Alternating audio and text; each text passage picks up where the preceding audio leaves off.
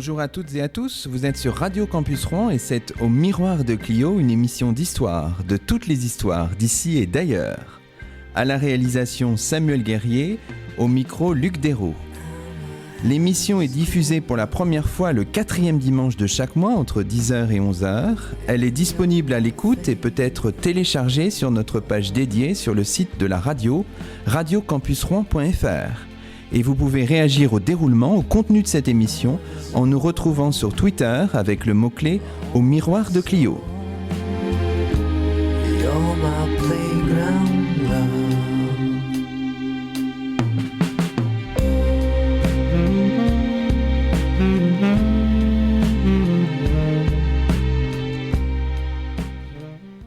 Aujourd'hui, c'est le 2e numéro de la 4e saison d'Au Miroir de Clio et nous avons la joie d'accueillir Charles Ridel, agrégé et docteur en histoire, professeur en classe préparatoire au lycée Lacanal de Sceaux, auteur d'un ouvrage tout récemment paru aux éditions Vendémiaire, un livre intitulé « L'ivresse du soldat, l'alcool dans les tranchées 1914-1918 ». Bonjour à vous, Charles Ridel. Bonjour. Avant d'en venir à cette publication qui constituera un peu le cœur de notre entretien, quelques mots peut-être concernant votre parcours, comme c'est la tradition dans cette émission. Vous aviez mené un travail précédent, c'était votre thèse sur les embusqués. Et là, vous publiez un travail sur l'ivresse, sur le vin, sur l'alcool dans les tranchées. Alors, quel est le lien entre ces deux ? Est-ce qu'il y a un lien d'ailleurs, ou c'est des thématiques qui sont venues progressivement dans votre travail de recherche ? En fait, ce sont deux travaux auxquels je pensais dès le début. J'avais, au début de mes recherches historiques, songé à faire une histoire du vin dans le conflit. Et ensuite, j'ai plus opté pour l'histoire des embusqués, une histoire sociale. Les embusqués, c'était sur les pratiques d'évitement dans la guerre, comment éviter le front, avec quelle méthode. Et là, il faut se laisser aussi guider par la liste de ses envies. Et j'avais envie de revenir sur ce premier sujet qui me tenait à cœur, le vin dans la Grande Guerre et l'alcool, la consommation d'alcool dans la Grande Guerre. Alors, il y avait déjà des travaux sur le sujet, une historiographie sur le sujet du vin, ou c'était un sujet plutôt en friche quand vous avez commencé à le traiter ? Alors, c'est vrai que ce domaine de recherche n'était pas très parcouru par les historiens. Il y avait beaucoup de lieux communs sur cette thématique-là. Néanmoins, on entendait beaucoup des commentaires sur le couple mythique du poilu et de son quart de vin, etc. Les travaux ont commencé par petites touches en 1999, notamment quand Frédéric Rousseau a sorti un ouvrage sur la guerre censurée. Et dans quelques pages, il évoquait aussi la place du vin dans la culture de la contrainte, la façon dont le commandement manipulait les hommes pour qu'ils aillent au front en les alcoolisant. Voilà, donc il y avait ces petits commentaires et j'ai voulu, moi, aller au-delà de la légende, de ces traitements assez rapides de la question. Bon, on peut trouver des ouvrages nombreux sur l'histoire du vin, mais sur l'histoire du vin et de l'alcool dans la guerre, assez peu.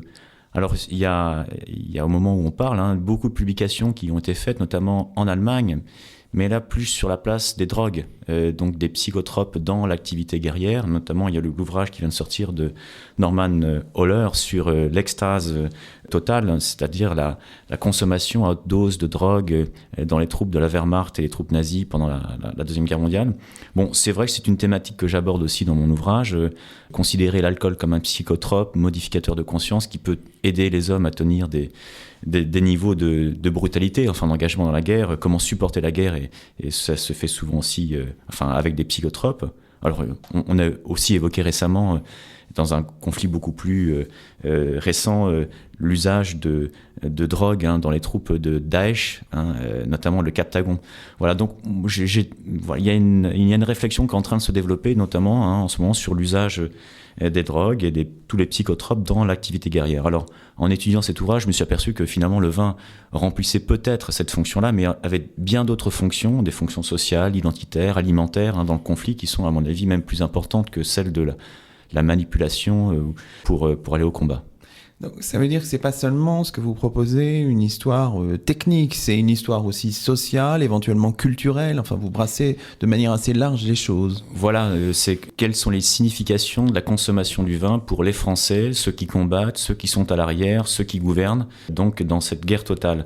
Et puis il y a la dimension économique aussi, logistique qui est essentielle, parce qu'il y a des millions d'hommes, il faut pourvoir ces hommes en ration quotidienne de vin.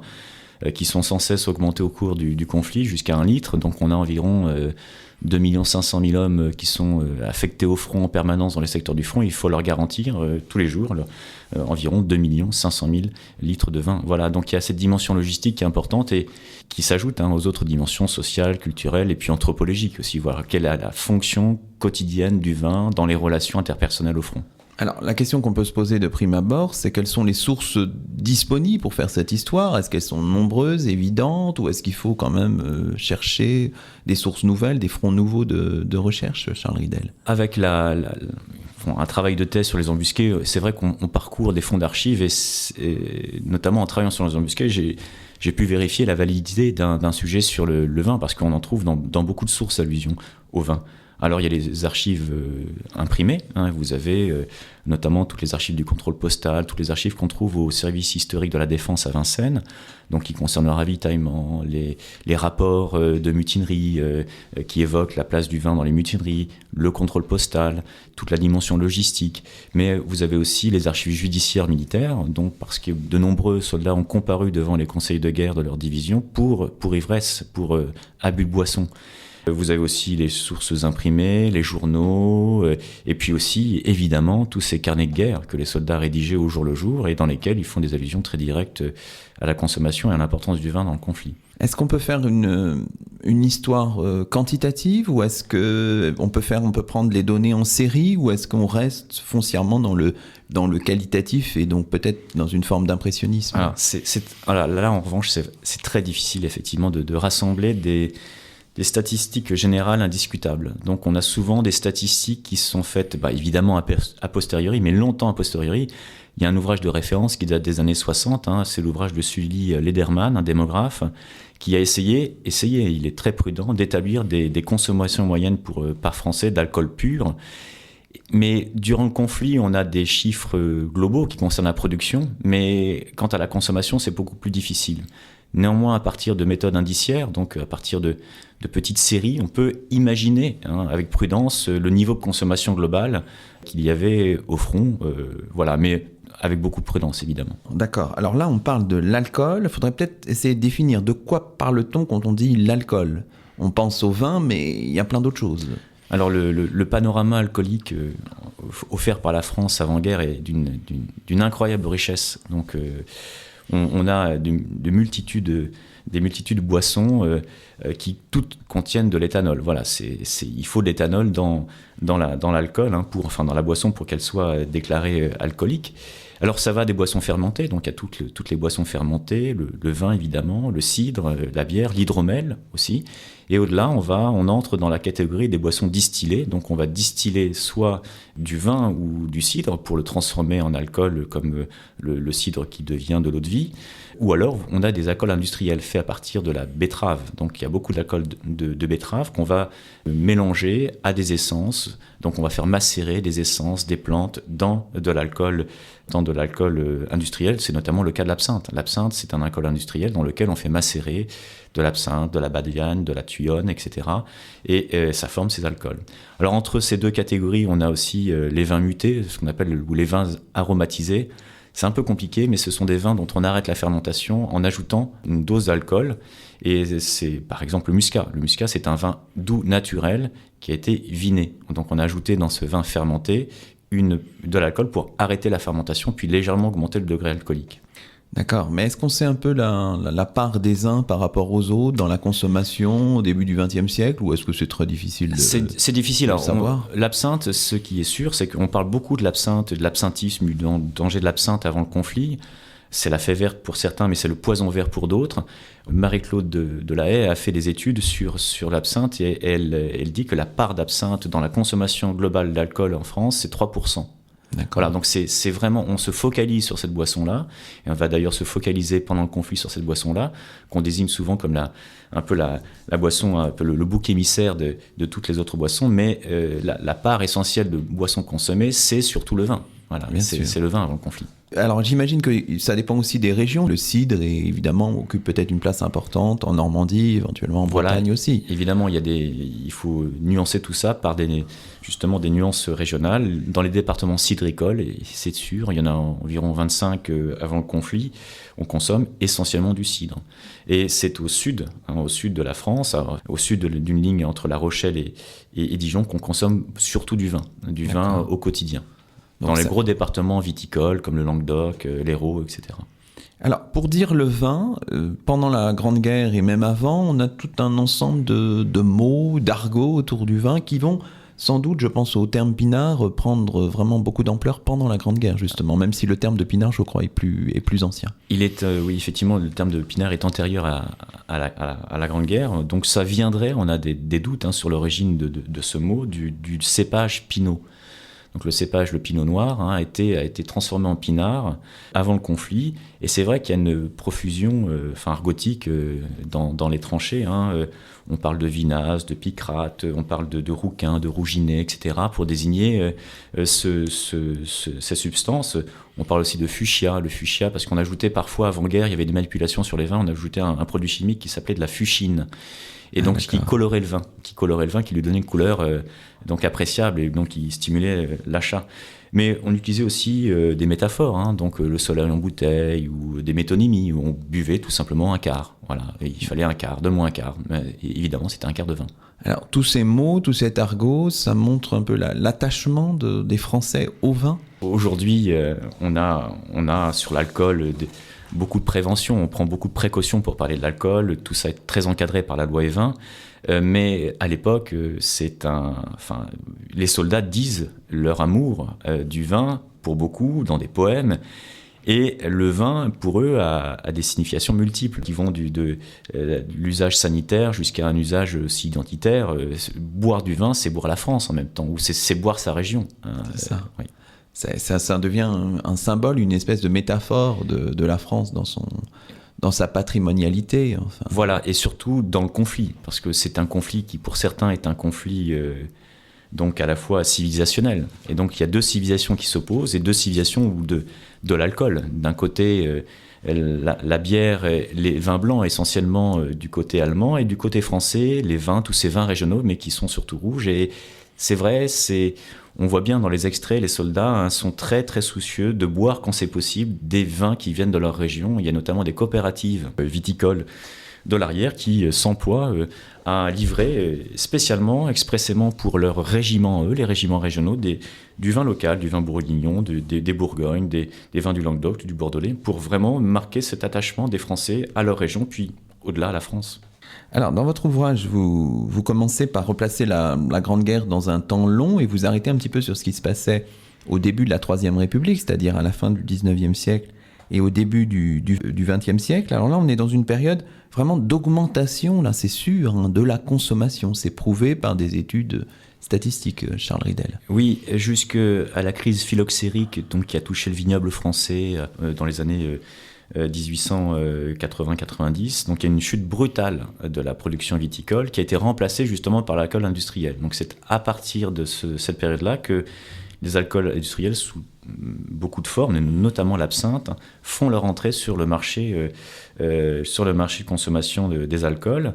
Et avec le retour de la production de vin, eh bien on va consommer de nouveau du vin comme on en consommait avant la crise phylloxérique et conserver ses habitudes de consommation justement d'alcool industriel. Donc les deux types d'alcool, distillés, industriels et fermentés, eh bien maintenant sont consommés par les Français. Et c'est vrai qu'on voit une explosion de la consommation qui, à la veille du conflit, est environ pour un homme adulte, donc, et on compte aussi les femmes, pour un Français adulte, c'est environ 27 litres d'alcool pur, donc à 100 degrés par an.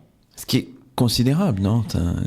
Oui, voilà, ça fait quasiment un demi-litre d'alcool pur par semaine, tout ça distillé, on atteint des consommations très très élevées, oui, effectivement.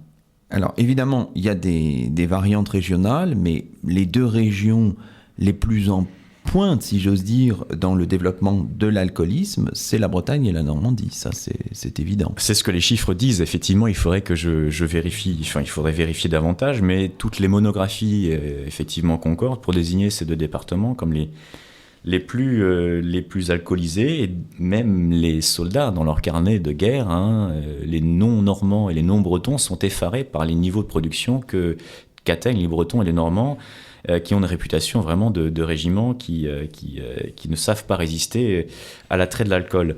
Alors pourquoi ? Parce que on consomme beaucoup de cidre, et puis il y a aussi beaucoup de consommation familiale et notamment de bouilleurs de cru.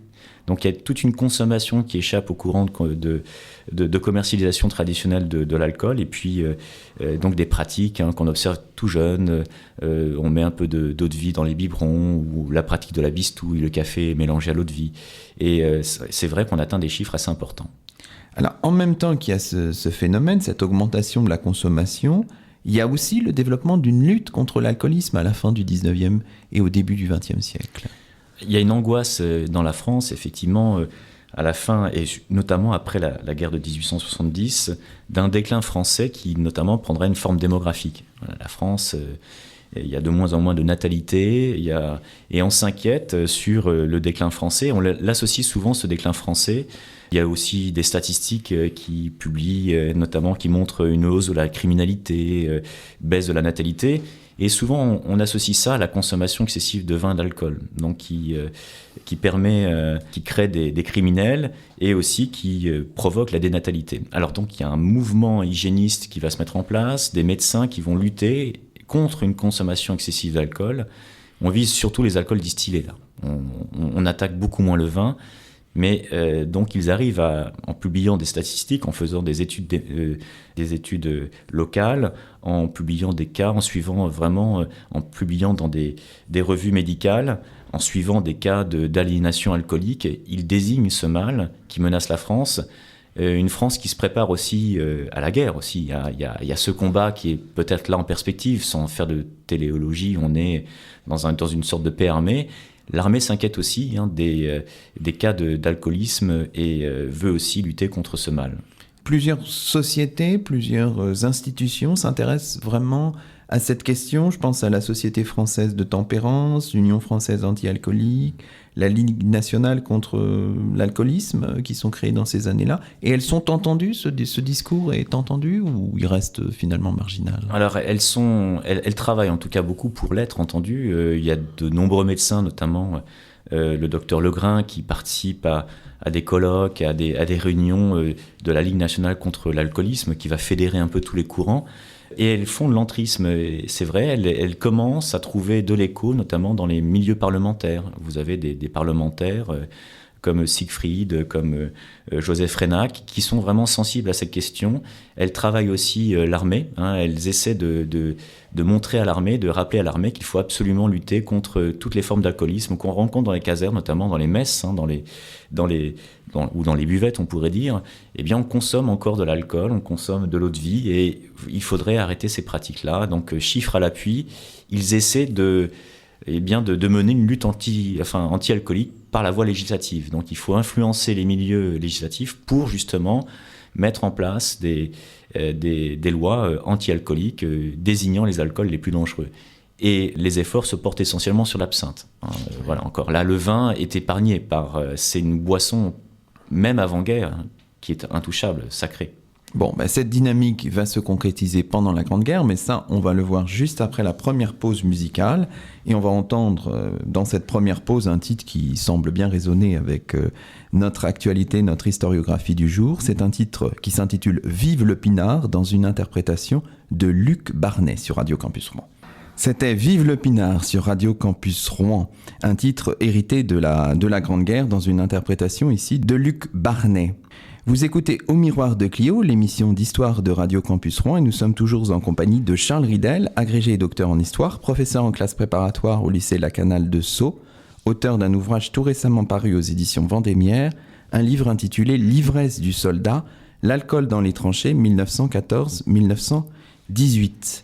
On vient de présenter un peu le contexte immédiat, la Troisième République, les tensions qui traversent finalement cette Troisième République entre une alcoolisation des Français qui est très nette et puis le début aussi d'une lutte relativement plus ou moins efficace contre l'alcoolisme à travers une série d'organismes dont on a parlé. Alors maintenant, rentrons vraiment dans le vif du sujet en votre compagnie, Charles Ridel, et évoquons vos premiers chapitres qui traitent de la législation mise en place pendant la Grande Guerre. Donc il y a un souci, par exemple, d'interdire l'absinthe, qui va se concrétiser en 1915.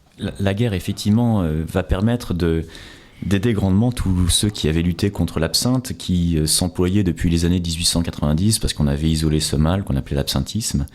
Et ça va leur donner des arguments de poids pour exiger et obtenir la suppression de l'absinthe en mars 1915, après quelques séances simplement. Vraiment, c'est ça qui est étonnant, hein, tous les députés qui sont là, il y a un consensus très très net pour supprimer l'absinthe. Un alcool dangereux, c'est vrai, par les essences qu'il contient, mais aussi par son degré d'alcool. Hein. L'absinthe peut monter jusqu'à 72 degrés de titre alcoolique, c'est énorme. C'est déjà une grande victoire pour le camp anti-alcoolique que de supprimer définitivement l'absinthe. Elle ne sera jamais plus remise en circulation en France, dans les circuits commerciaux. Mais il faut en même temps aussi détourner les soldats, détourner aussi les travailleurs, les ouvriers des usines, hein, des alcools qui font le plus de dégâts, c'est-à-dire les alcools distillés. Et on va interdire les alcools, la consommation d'alcool distillé à l'arrière et à l'avant également aux soldats. Là, je ne parle pas de leur ration réglementaire, mais voilà, il doit se contenter d'une ration réglementaire qui est fournie par l'intendance militaire, on verra laquelle, mais en même temps, on leur interdit absolument la consommation d'alcool fort et on va mettre en place une législation pour les détourner des bistrots en imposant des horaires de fréquentation des bistrots qui sont évidemment réduits, ces horaires. On veille à ce qu'ils ne consomment pas de boissons alcoolisées. On va fermer aussi un certain nombre de bistrots ou compliquer les conditions d'ouverture de nouveaux bistrots pour que, ils ne répandent pas le mal. D'accord. Donc là, on parlait des lois finalement du 16 mars 1915, ça c'est l'absinthe. Oui. La loi du 30 juin 1916, c'est sur les alcools distillés, hein, c'est ça ? Oui. Et puis, vous avez encore une loi qui date du 9 novembre 1915 au sujet des débits de boissons. En France, il y a un réseau de débits de boissons assez étonnant, enfin, dans sa densité et dans le nombre de débits de boissons qu'on a. On a environ, ça dépend des départements, mais parfois un débit de boisson pour 80 habitants. Donc on a là une offre alcoolique qui quadrille quasiment tout le territoire. En fait, on veut éviter ces centres de diffusion de l'alcool que sont les bistrots, et on va interdire par cette loi du 9 novembre 1915 l'ouverture de bistrots qui serviraient des alcools de plus de 23 degrés. Voilà, donc c'est au-delà. Alors donc ils peuvent servir de la bière, des boissons fermentées, ils peuvent servir aussi des vins doux naturels, Muscat, Frontignan, Banyuls, etc. Mais plus aucun bistrot ne pourra ouvrir s'il distribue des boissons distillées avec fort degré d'alcool. Donc tous les nouveaux bistrots qui pourraient ouvrir, c'est simplement des boissons alcooliques, c'est vrai, alcoolisées, mais qu'on n'estime pas dangereuses pour les soldats. Toute cette législation, ça ne veut pas dire qu'on va vers la prohibition. Pas du tout même, hein, finalement, Charles Ridel. Parce qu'au contraire, le vin, qui est finalement débarrassé de ses concurrents, est érigé en boisson française par excellence. Voilà, il n'a plus aucun concurrent, d'autant plus que... Alors il y a l'interdiction de l'absinthe, il y a aussi des alcools. Maintenant, une partie des alcools industriels sont réorientés vers l'industrie de guerre parce qu'on a besoin d'alcool pour faire de l'éther, qui rentre dans la composition d'explosifs. Donc il y a plusieurs concurrents au vin qui disparaissent. Et effectivement, maintenant, il y a une voie royale qui s'ouvre pour le vin. Et il va entrer, il était déjà dans la ration quotidienne du soldat, mais maintenant ça va être la boisson prioritaire des soldats au front et même à l'arrière. Avec une certaine, on est étonné quand on regarde certains récits, avec une certaine mythologie autour du vin, avec par exemple la thèse du complot de l'Allemagne contre les alcools et le vin français. Là on est assez étonné de voir certains récits finalement qui ancrent le vin et sa consommation dans une mythologie qui aujourd'hui serait étonnante à dire. Enfin, quand on lit ces textes, on est tout à fait surpris, Charles Ridel. Alors, ces textes viennent souvent aussi de milieux vini-viticoles, donc des milieux intéressés par la consommation. Il y a dans ces éléments-là une part de propagande. Mais c'est vrai, au-delà de ces discours, on trouve bien un attachement des Français au vin qui est renforcé par la guerre parce que, en fait, l'aliment et ce qu'on consomme, ça sert de frontière alimentaire aussi, qui nous distingue de l'ennemi. Et on prête aux Allemands avant-guerre comme pendant la guerre, des projets pour s'emparer de ce butin ou de cette arme de guerre qu'est le vin en France. Alors, avant-guerre, ils ont essayé de mettre en circulation des alcools frelatés pour remplacer et concurrencer le vin ou le champagne en France, ou la bière. Il y a eu des conflits aussi autour de la bière. Et on leur prête aussi, comme objectif de guerre, le fait de s'emparer du vignoble français, notamment du vignoble de Champagne. Certains sont étonnés parce que dans leur progression, les Allemands auraient épargné le vignoble de Champagne. Certains imaginent même que le vignoble languedocien veut être envahi par les Allemands. Quand on voit la diffusion d'eau minérale qui commence un petit peu et qui est liée justement à ces soucis hygiénistes qu'on avait évoqués tout à l'heure, les eaux minérales se développent un petit peu avant le conflit et certains y voient un projet encore là allemand, fantasmé évidemment, de tuer ce rapport privilégié qu'ont les Français avec leur vin, une boisson qui les rend uniques, une boisson qui les rend forts aussi. Alors après, on reconstruit complètement l'histoire et on a des citations, des phrases comme « La Révolution française est la fille du vin et de l'eau de vie ». Donc toute l'histoire française est finalement relue à l'aune de ce rapport au vin. Oui, le vin est perçu comme une boisson démocratique. C'est une boisson nationale, elle est quasiment produite partout. Il y a 77 départements viticoles en France avant le conflit. Elle est produite par de petits propriétaires, de petits exploitants. Elle est distribuée dans des bistrots où on parle de politique, où on lance des campagnes, où on les termine aussi, on les consacre. Donc effectivement, on a l'impression que le français est constitué par ce qu'il consomme et son identité provient du vin. Précisons quand même une chose, les citations « La Révolution est la fille du vin et de l'eau de vie » que je viens de donner sont extraites, vous l'avez dit, de revues qui sont tenues par des milieux vraiment très très favorables à la culture du vin. On pourrait citer ces titres, ces gens qui tiennent ces discours. Alors vous avez la revue Vinicole Internationale, elle qui mène un effort de propagande énorme et qui notamment vise tous ces opposants, tous ceux qui appartiennent à la Ligue nationale contre l'alcoolisme. Il y a vraiment là des luttes très très très très sévères, très violentes entre ces deux camps. Eux sont intéressés par le maintien de la consommation de vin. Évidemment, il faut lire avec énormément de prudence ces propos-là. Parfois, ils sont prêts aussi à payer d'autres journaux. Il y a des pots de vin, sans mauvais jeu de mots, qui sont versés à d'autres journaux pour entretenir la consommation de vin ou pour montrer l'importance de la consommation de vin dans le monde. Et en France surtout, il y a aussi, vous avez la revue de viticulture qui, là, est tenue par de grands négociants. Donc, évidemment, ils sont intéressés parce que promouvoir la consommation et maintenir la consommation de vin, c'est maintenir aussi des clients. Est-ce qu'on sait qui lit ce genre de texte si ces revues sont diffusées, est-ce qu'on a une idée ou est-ce que c'est difficile? Ça, c'est plus difficile, et même sur les tirages. Alors, il y a énormément aussi de presse locale. Il faudrait aller chercher en direction des journaux locaux où dans tous les départements viticoles, il y a des bulletins viticoles qui sortent et qui maintiennent le même discours. Mais est-ce que dans la culture collective, finalement, il n'y a pas une déconnexion entre l'alcool et le vin, comme si le vin c'était autre chose? Oui, totalement. Enfin, il y a de l'éthanol dans les deux boissons, dans les deux types de boissons, mais effectivement, le vin, c'est une boisson hygiénique. On considère le vin comme une boisson naturelle, voilà, hygiénique. Et le vin ne représente aucune menace aux yeux des Français à cette époque, contrairement aux alcools peut-être. Voilà, il n'y a aucune prévention à l'égard de la consommation de vin. C'est une boisson qu'on boit quotidiennement en raison notamment des problèmes de distribution de l'eau. Avant le conflit, il faut savoir que les réseaux d'eau potable, il y a évidemment des réseaux d'eau, de distribution d'eau, mais l'eau n'est pas très potable. Donc il y a une très très grande méfiance à l'égard de la consommation d'eau. C'est ça qu'il faut se dire. Si on boit du vin, c'est aussi parce que on peut pas vraiment boire de l'eau. Voilà, l'eau. Les premières expériences de chloration de l'eau ont lieu à Paris en 1911. Donc, vous voyez, on en est là. Il y a beaucoup de maladies hydriques. Donc, dans les milieux militaires, notamment dans les casernes, j'ai trouvé des statistiques où il y a des mortalités très élevées dans les casernes parce qu'il y a des problèmes d'eau. Et notamment, on le voit aussi dans les campagnes coloniales. Beaucoup de soldats meurent de fièvre typhoïde, de choléra parfois, des maladies qui sont liées à justement la consommation d'une eau impropre à la consommation, qui n'était pas potable. Et cette problématique de l'eau se renforce encore plus dans les premières lignes. Alors, les soldats avaient droit à certaines quantités de vin par jour, à des rations, mais il y avait aussi des suppléments. Est-ce que vous pourriez un peu nous expliquer ce que ça représente? Il y a une ration réglementaire quotidienne qui commence au début du conflit à 25 centilitres de vin, donc un quart de litre de vin par jour par soldat, à laquelle on ajoute aussi tous les jours une distribution d'un 16e de litre d'eau de vie. Donc c'est une part très réduite. Alors cette augmentation réglementaire va augmenter au cours du conflit pour des raisons hygiéniques, alimentaires, et puis aussi parce qu'il y a un lobby viniviticole qui est assez efficace, et elle se rapportait grosso modo à 1 litre en 1918. Donc la ration réglementaire du soldat, c'est 1 litre de vin en 1918.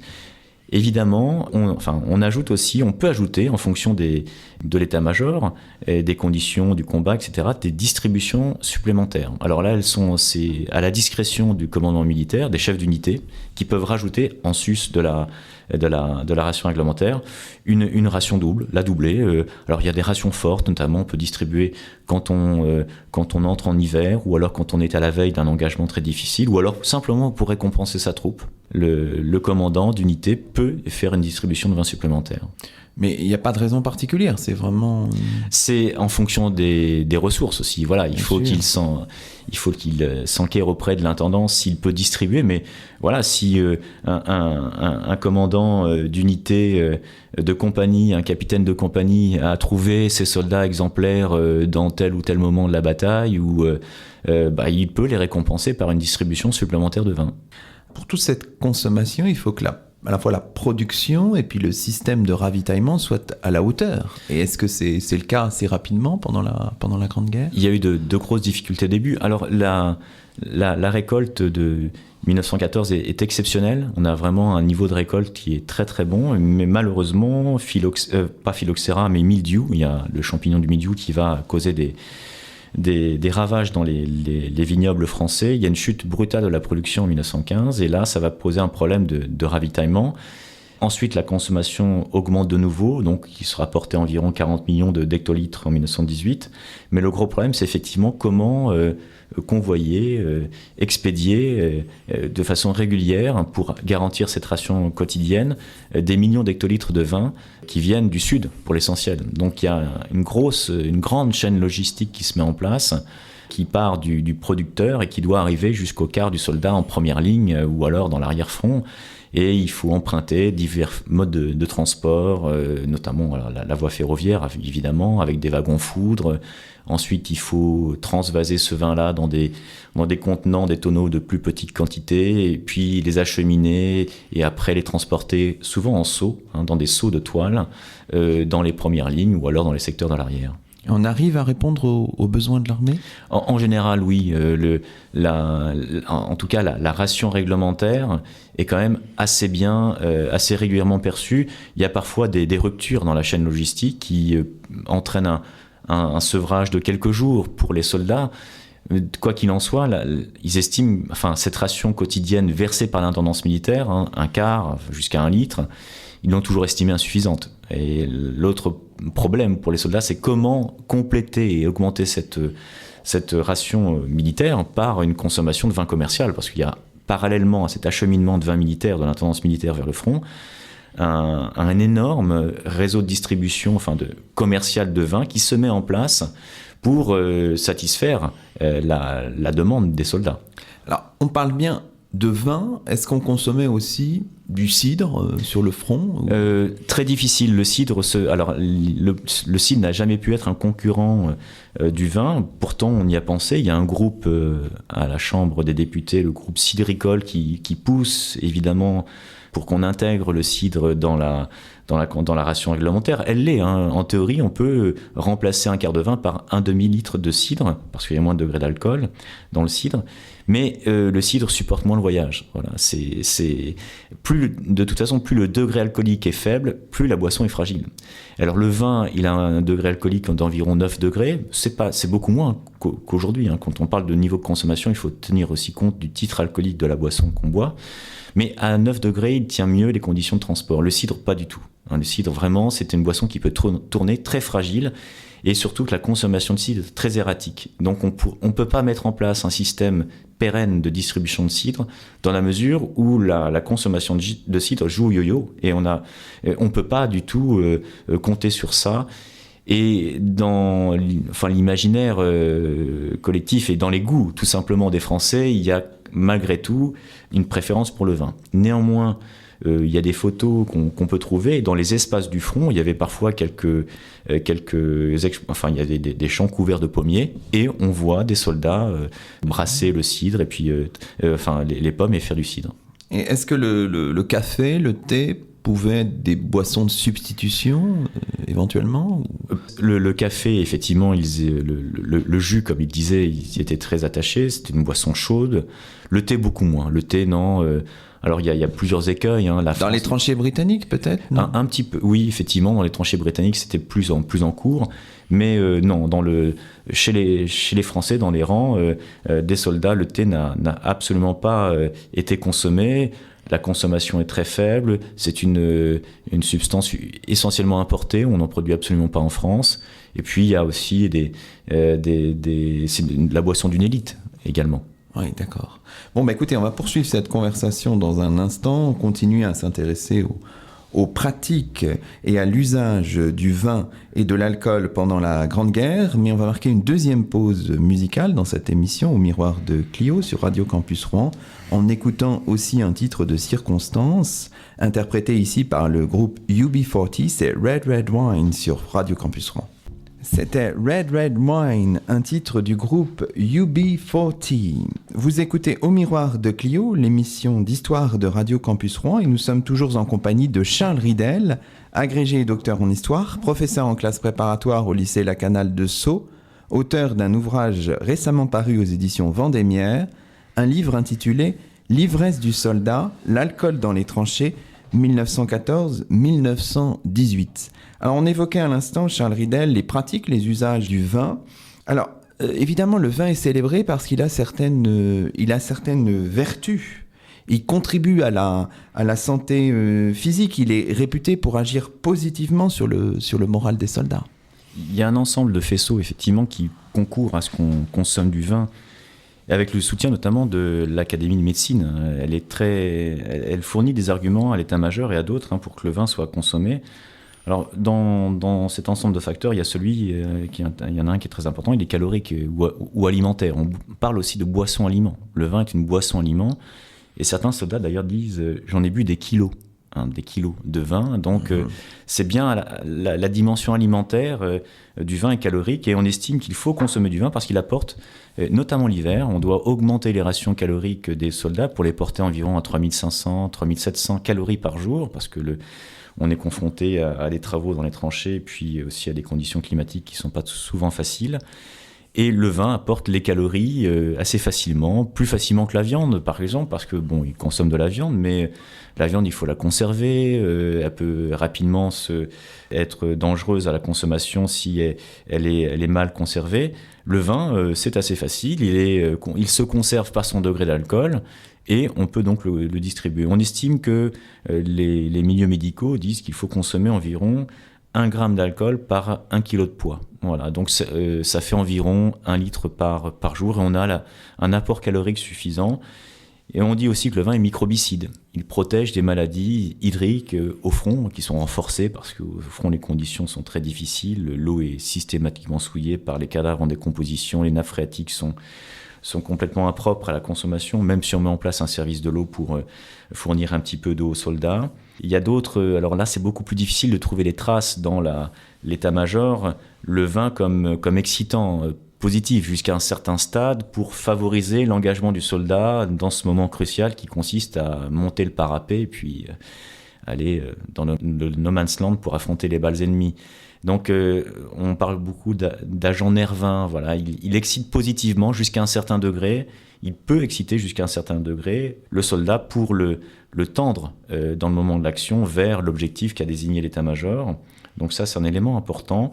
Le vin aussi sert, à mon avis, et ça c'est très important, il facilite les relations hiérarchiques au front, à la fois les relations horizontales entre les soldats eux-mêmes. On échange beaucoup de vin, on boit souvent ensemble. C'est une consommation collective, le vin.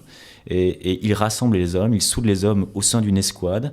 Et il sert aussi il facilite les relations verticales entre, justement, avec toutes ces distributions extraordinaires de vin, supplémentaires de vin. Eh bien, il y a une sorte de don et de contre-don qui se fait entre le commandement et les soldats. Les distributions récompensent les soldats. Les soldats sont soucieux et parfois reconnaissants à leur commandant qui les récompense ainsi. Ça facilite, malgré tout, j'ai l'impression, l'exercice quotidien de l'autorité dans les tranchées. C'est pas facile à démontrer avec les sources qu'on a, j'imagine. Là, on est dans le registre de l'hypothèse où on a quand même quelques éléments auxquels se rapprocher. Ce sont là encore, la méthode indiciaire. C'est vrai que dans les journaux, les carnets de guerre, on voit souvent. Alors, il suffit que le soldat devienne caporal ou passe adjudant et il le dit. Parfois très concrètement, très précisément, j'ai donné une ration, un quart supplémentaire à mes soldats pour les récompenser. Ça leur a plu. On lit aussi dans le contrôle postal la joie des soldats quand on augmente les rations quotidiennes. Il y a une attente. Alors sans tomber dans l'alcoolisation et la manipulation du commandement sur les soldats, là il y a des choses qui se jouent dans cette distribution supplémentaire de vin. Est-ce qu'on peut dire aussi que quand ils consomment du vin, les soldats ont l'impression d'exalter leur identité française? Il y a aussi cette espèce de communion. Le vin, c'est le symbole de la France. C'est aussi un élément à prendre en compte, à votre avis? Ou c'est une vertu du vin telle qu'elle est exaltée dans des sources qu'on peut avoir? Le fait d'être tous ensemble et de se dire on est français, on boit du vin, on est français face aux Boches? Ça fonctionne. C'est vrai que ce genre d'argumentation se lit, notamment dans les poèmes. Les poèmes dans les journaux de tranchées, dans les journaux du front, il y a souvent des poèmes qui insistent bien sur la dimension éminemment française et patriotique. C'est ontologiquement, boire du vin, c'est affirmer sa francité, on va dire. Face à la bière allemande Oui, face à la bière allemande, les Allemands ne consomment pas de vin rouge et les Français ont le sentiment, c'est le premier pays producteur de vin, c'est au monde à l'époque et toujours encore aujourd'hui, et ils ont le sentiment là de boire une partie de la France et le sol français, parce que c'est une production du sol, et ils insistent beaucoup aussi sur les boissons locales. Il y a ce lien entre... Alors, la France est composée de pays, de multiples pays, et une façon d'entretenir ce lien avec la France à travers le pays, c'est de boire la boisson du pays. Et donc, notamment, des alcools de prune. Il y a aussi des boissons distillées qui viennent un peu en contrebande dans les colis familiaux, et souvent des eaux-de-vie locales ou du vin avec des étiquettes qui portent bien le nom de localité ou de l'arrière, et ça les rassure de boire ce vin. Alors évidemment, de la consommation de vin à l'ivresse, il y a un pas qui est parfois franchi, qui peut devenir problématique pour les autorités, parce qu'un soldat ivre, c'est aussi peut-être un soldat inefficace. On est vraiment sur le fil du rasoir. L'état-major est sur le fil du rasoir parce qu'il y a des raisons multiples pour qu'on consomme du vin, mais toujours dans des proportions raisonnables. Et le problème, c'est qu'on incite, effectivement, il y a des conditions qui permettent aux soldats d'en consommer davantage. Et là, tout ce discours favorable à la consommation du vin se retourne contre l'état-major parce qu'on transforme les soldats en soldats indociles. Parce qu'ils peuvent consommer du vin commercial qui circule en grande quantité au front, et là, on ne gère plus sa troupe. Et il y a de nombreux indices, notamment qui sont révélés par les archives militaires et les archives de la justice militaire, qui montrent bien que le vin peut instiller aussi dans les... Alors je parlais de relations hiérarchiques facilitées par l'usage du vin, par la distribution raisonnable de vin, mais en même temps, dès qu'on passe dans l'excès, eh bien, les relations deviennent tendues. Oui, c'est ça. Est-ce qu'on a une idée du rôle qu'a pu jouer l'alcool dans les mutineries de 1917, Charles Ridel? Il y a les mutineries, mais déjà avant les mutineries, on voit bien que l'alcool, à certains moments, peut complètement inverser les rapports hiérarchiques, c'est-à-dire que les soldats ne se maîtrisent plus. Et il y a de nombreux procès où on voit des des soldats qui comparaissent devant la justice militaire pour voies de fait, insultes auprès de leur commandant. Dès 1914 ça. Alors, les archives militaires, l'essentiel des archives militaires, c'est de 1915. Voilà. La machine administrative se met en place à partir de 1915. C'est vraiment 1915, on voit quand même que la consommation d'alcool peut être problématique dans la mesure où de nombreux soldats atteints ou pris de boisson, comme on disait à l'époque, ne respectent pas les règlements militaires, ne viennent pas au rassemblement, ne rejoignent pas les tranchées en même temps que leurs camarades, ont du retard, ou alors sont complètement incontrôlables, font des esclandres en plein village à l'arrière-front, ou insultent, voire font des voies de fait sur leur commandant. Alors, c'est ce rôle dans l'indiscipline militaire, ce rôle du vin dans l'indiscipline militaire se manifeste aux yeux de beaucoup dans les mutineries de mai-juin 1917. Alors, c'est pas le facteur déclenchant des mutineries, évidemment. Il y a tout un faisceau de causes qui rentrent, qu'on doit prendre en considération pour expliquer cette grande indiscipline collective qui touche environ 40 000 soldats, 40 000 mutins. C'est pas la majorité du front, des soldats du front. Mais beaucoup d'observateurs civils et militaires, dont je dépends un peu, c'est vrai, dans ma lecture des mutineries, évoquent le rôle du vin. Et le vin, la consommation de vin, aurait donné aux mutineries un caractère particulièrement violent. Les causes étaient là, les causes d'une mutinerie étaient probablement là, mais elles auraient été, dans certains secteurs du front, complètement incontrôlables et auraient pris un tour vraiment très violent à cause du vin. Les mutineries ont lieu au moment où il fait très chaud, où les soldats sont épuisés, et la consommation de vin aidant, eh bien, ça provoque la crise d'indiscipline qu'on observe. Oui, d'accord. Alors, le vin, ses excès, cet état d'ivresse, vous l'analysez non seulement sur le front, mais aussi à l'arrière. Alors là, vous racontez une histoire assez fabuleuse, je dois dire. C'est l'histoire de Jean Navarre, un as de l'aviation, qui traverse un épisode absolument extraordinaire à Paris. Je crois qu'on est en avril 1917. Alors, est-ce que vous pourriez nous présenter cet épisode ?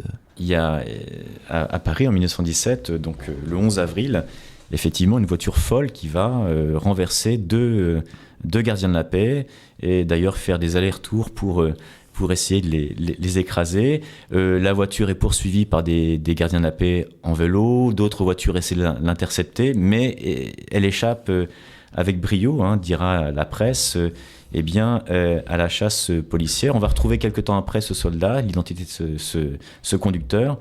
C'est Jean Navarre, donc un tout jeune pilote. Il est né en 1895. Il a 22 ans à peine.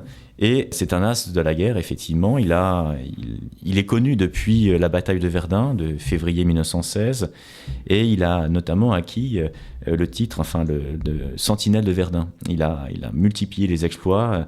Il a volé un nombre incalculable d'heures, affronté le danger à des milliers de pieds d'altitude, dans le froid. Et d'ailleurs, il a été blessé en juin 1916. Et ce jeune aviateur il est soumis à une pression énorme. Il faut se mettre aussi à la place. On dit que le combat des poilus dans les tranchées des fantassins est très difficile, mais celui des aviateurs, on a souvent des images un peu caricaturales sur l'aviation. C'est un combat très difficile où ils affrontent la mort, le danger aussi en permanence. Et cette blessure-là va le rapprocher. Il a besoin de décompresser. On peut dire il est confronté. Il a perdu son frère en plus. Il a perdu son frère, effectivement, en 1916 aussi. Ça l'affecte beaucoup. C'est un frère jumeau. Et il est atteint, on pourrait dire aujourd'hui, par le burn-out de l'aviateur ou un trouble, un stress post-traumatique de guerre qu'il va gérer en partie dans des soirées où totalement débridé et notamment fortement alcoolisé. Et c'est au cours d'une de ces soirées qu'il va justement prendre le volant de cette voiture totalement ivre et il a failli tuer 2 gendarmes, de policiers. Alors ensuite, il va passer un certain temps en hôpital, à l'hôpital, dans des structures hospitalières, et puis il meurt 2 ans plus tard, c'est ça ? Il meurt d'un accident d'avion, effectivement, à un atterrissage en 1919. Il a été jugé irresponsable, donc il ne comparaît pas en conseil de guerre en 1917. Il y a beaucoup de clémence. D'ailleurs, la société française est très clémente à l'égard. Enfin, c'est un soldat, il est valeureux, et on estime qu'il ne doit pas comparaître devant la justice. Il commence une longue période de convalescence, et malheureusement, là, j'ai plus de sources pour éclairer cette période-là, qui aurait été pour moi passionnante, comment on se reconstruit et quelle était finalement véritablement la part de l'alcool. En tout cas, ce qui est sûr, c'est qu'il ne reviendra plus jamais au front. C'est une convalescence qui va durer jusqu'à la fin de la guerre.